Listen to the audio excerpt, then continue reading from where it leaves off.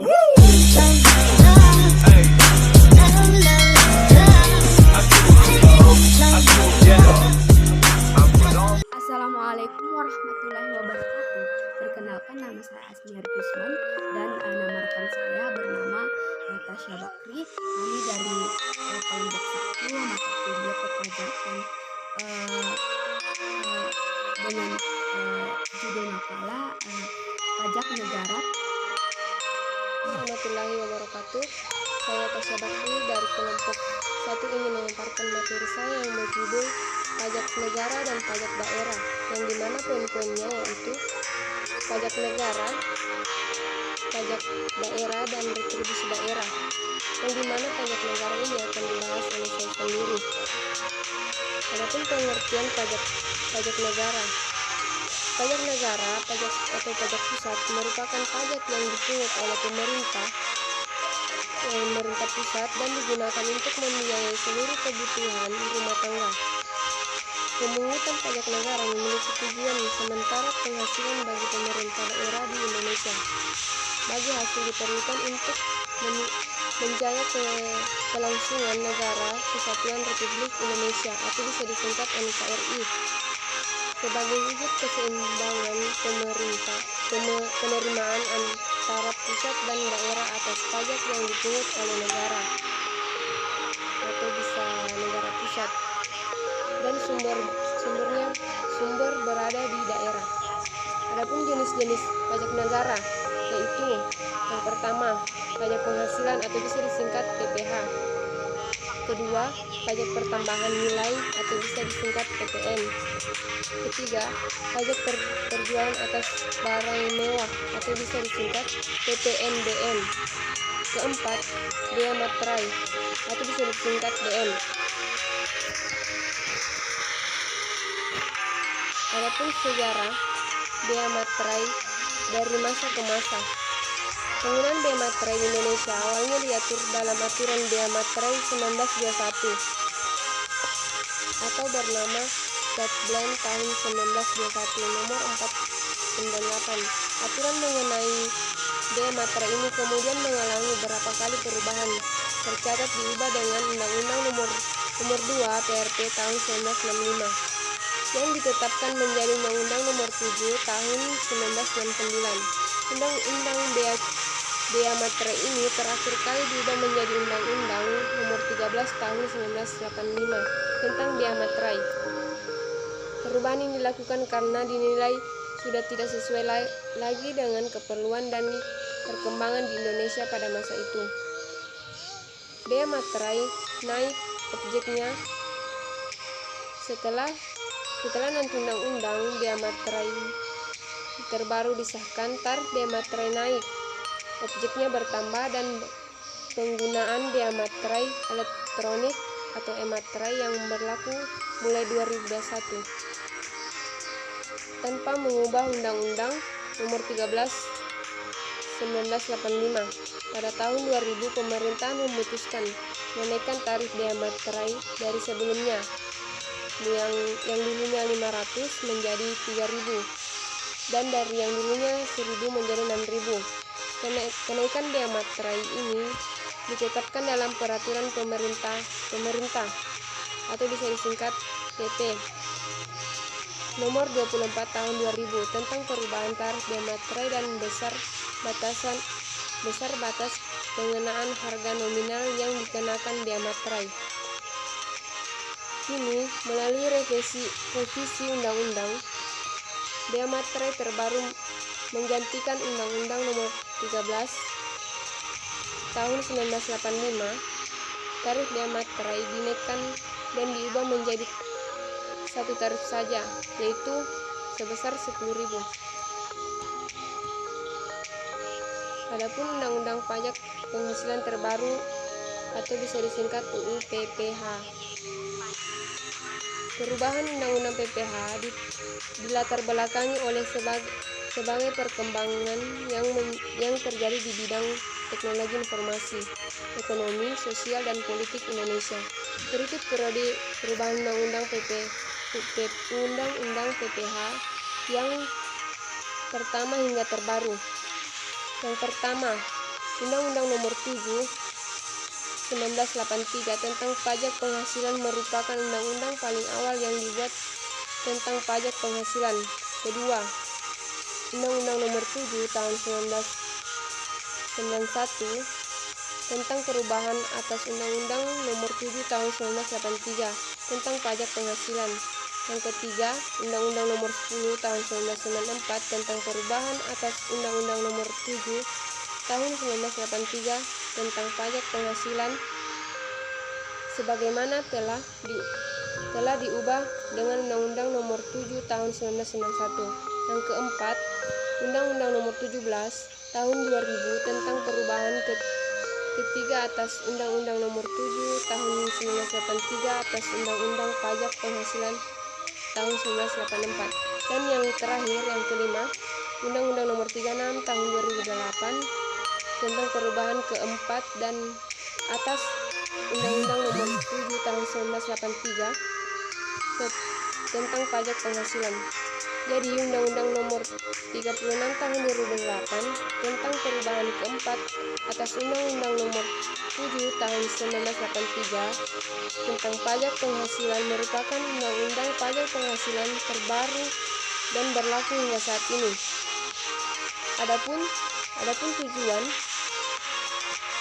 tujuan dilakukannya perubahan dalam undang-undang pajak penghasilan antara lain untuk menyempurnakan peraturan terkait perpajakan, meningkatkan pelayanan kepada wajib pajak, mendorong keadilan, kepastian dan penegakan hukum, mengatasi kemajuan di bidang perpajakan, mempromosikan transparansi dalam administrasi perpajakan, serta meningkatkan kepatuhan sukarela wajib pajak Undang-Undang Pajak Penghasilan terbaru atau bisa disingkat UU PPHH. UU PPH.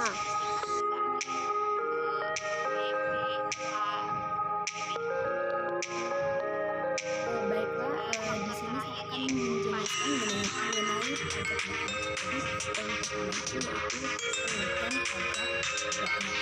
Jadi pajak daerah merupakan pajak-pajak yang dihitung pemerintah daerah yang diatur berdasarkan peraturan daerah masing-masing dan hasil pemungutannya digunakan untuk pembiayaan rumah tangga daerah.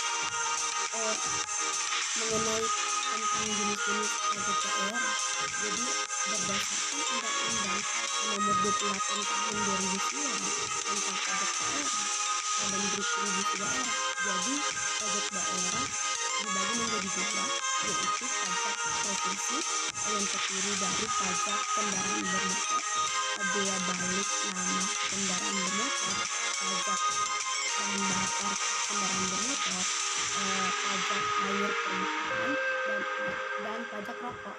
Kedua, pajak kabupaten kota yang terdiri dari pajak hotel, pajak restoran, pajak hiburan, pajak reklame, pajak penerangan jalan, pajak mineral bukan logam dan batuan, pajak parkir, pajak air tanah, pajak sarang burung walet, pajak bumi, dan pajak bangunan sektor perdesaan dan perkotaan dan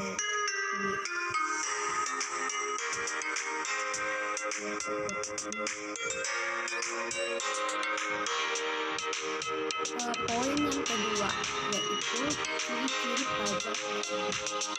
Ciri-ciri pajak daerah yang membedakannya dengan pajak pusat. Yang pertama, pajak daerah bisa berasal dari pajak asli daerah atau pajak pusat yang diserahkan ke daerah sebagai pajak daerah. Yang kedua, pajak daerah hanya dipungut di wilayah administrasi yang dikuasainya. Yang ketiga, pajak daerah digunakan untuk membiayai urusan atau pengeluaran untuk pembangunan dan pemerintahan daerah. Poin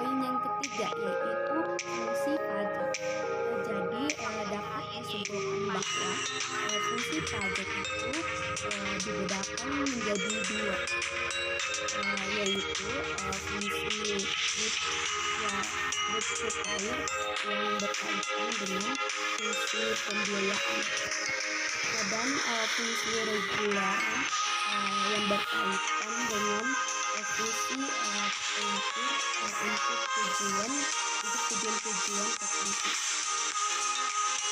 Selanjutnya poin yang keempat yaitu pajak bumi dan bangunan sektor pedesaan dan perkotaan atau PBB P2. Jadi berdasarkan Undang-Undang Nomor 28 Tahun 2009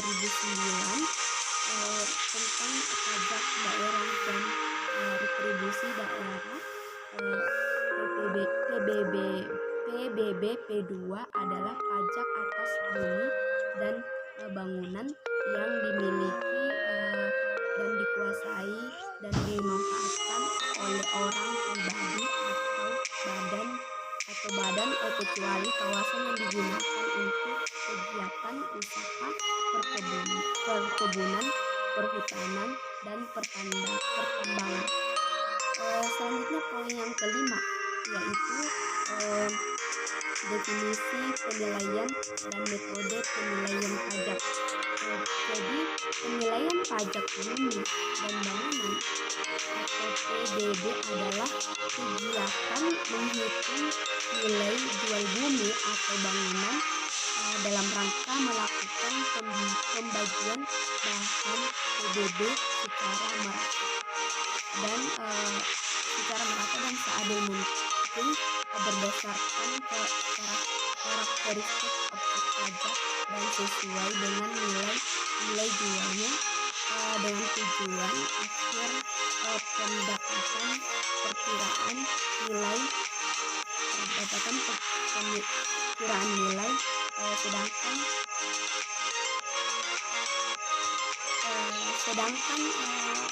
metode penilaian pajak adalah cara yang digunakan untuk menentukan harga dari tanah dan bangunan yang menjadi objek pajak.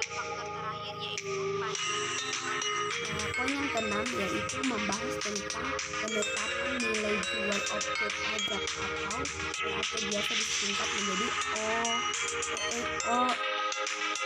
NJOP. Jadi NJOP merupakan produk dari penilaian yang kemudian digunakan sebagai dasar pengenaan pajak. Poin selanjutnya yaitu faktor-faktor yang mempengaruhi hilangnya potensi PBB P2 yaitu yang pertama itu faktor keadilan. Jadi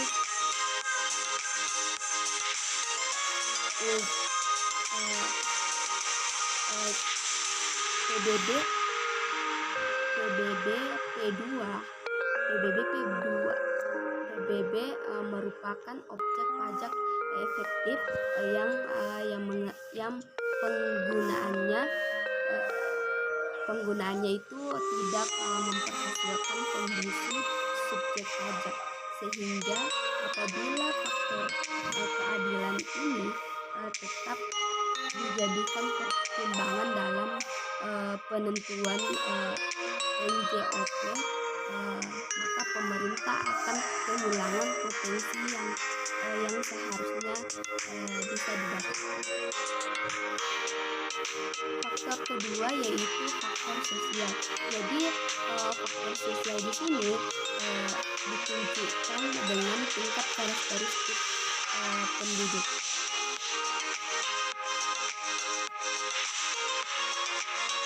Karakteristik penduduk, jumlah penduduk,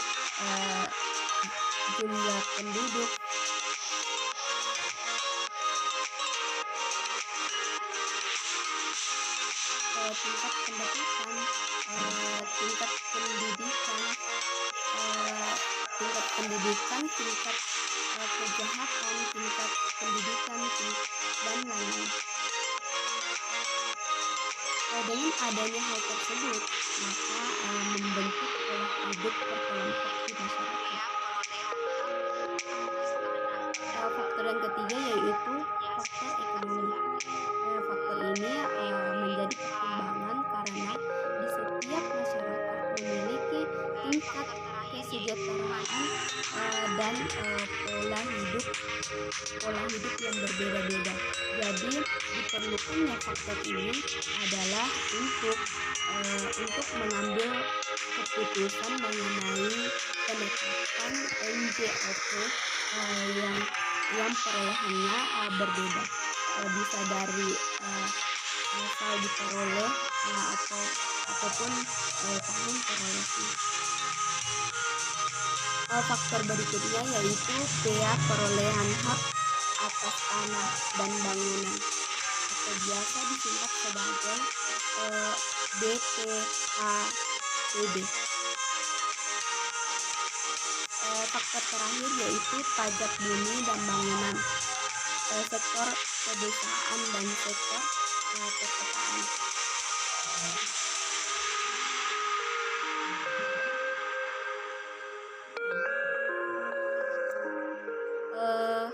Baiklah, selanjutnya saya akan membahas mengenai bagian C, yaitu retribusi daerah. Jadi retribusi daerah itu merupakan pungutan daerah sebagai pembayaran atas jasa atau pemberian izin tertentu yang khusus disediakan dan diberikan oleh pemerintah daerah untuk kepentingan pribadi atau badan.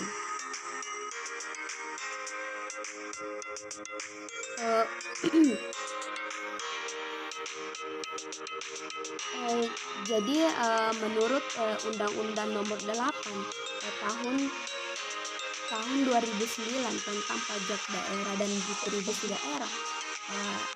Jadi retribusi daerah merupakan pungutan daerah sebagai pembayaran atau jasa atau pemberian izin tertentu yang khusus disediakan dan diberikan oleh pemerintah daerah untuk kepentingan pribadi dan kepentingan pribadi dan badan. Jadi banyak yang mengira distribusi daerah itu sama dengan pajak daerah, karena keduanya memiliki persamaan dan perbedaan masing-masing.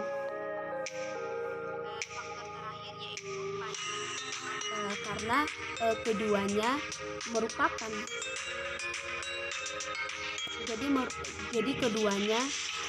karena keduanya memiliki kesamaan dan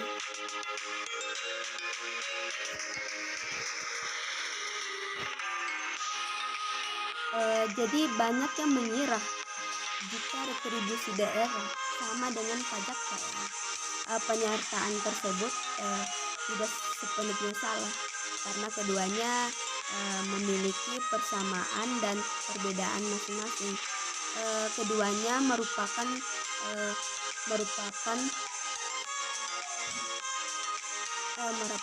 salah satu sumber pendapatan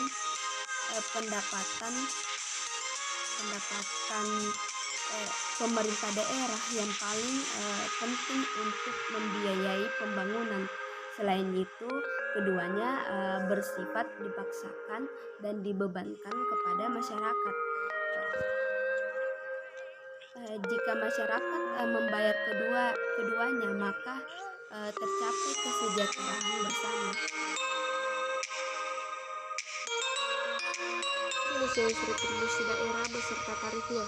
Retribusi daerah terbagi menjadi 3 jenis, seperti yang tertuang pada Undang-Undang Nomor 28 Tahun 2009, yaitu retribusi jasa umum, retribusi jasa usaha, dan retribusi perizinan tertentu. Untuk lebih jelasnya, mari kita bahas satu persatu, yaitu yang pertama, retribusi jasa umum. Retribusi jasa umum merupakan pungutan atas pelayanan yang disediakan atau diberikan pemerintah daerah untuk tujuan kepentingan dan kemanfaatan umum serta dapat dinikmati oleh orang pribadi atau badan.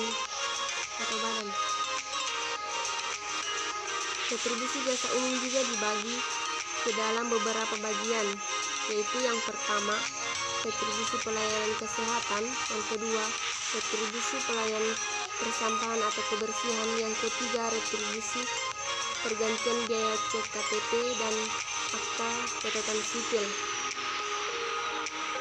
Selanjutnya, retribusi pasar usaha.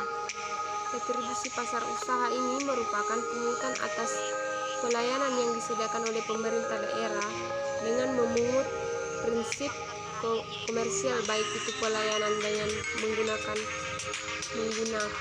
atau memanfaatkan kekayaan daerah yang belum dimanfaatkan secara optimal, atau pelayanan oleh pemerintah daerah sepanjang belum dapat disediakan secara memadai oleh pihak swasta.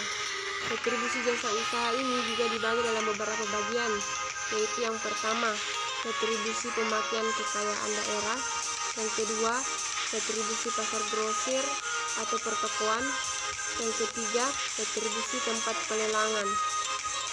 Selanjutnya, retribusi perizinan tertentu. Retribusi perizinan tertentu ini merupakan penggunaan atas pelayanan perizinan tertentu oleh pemerintah daerah kepada pribadi atau badan yang dimaksudkan untuk pengaturan dan pengawasan atas kegiatan pemanfaatan ruang, penggunaan sumber daya alam, barang, sarana, atau fasilitas tertentu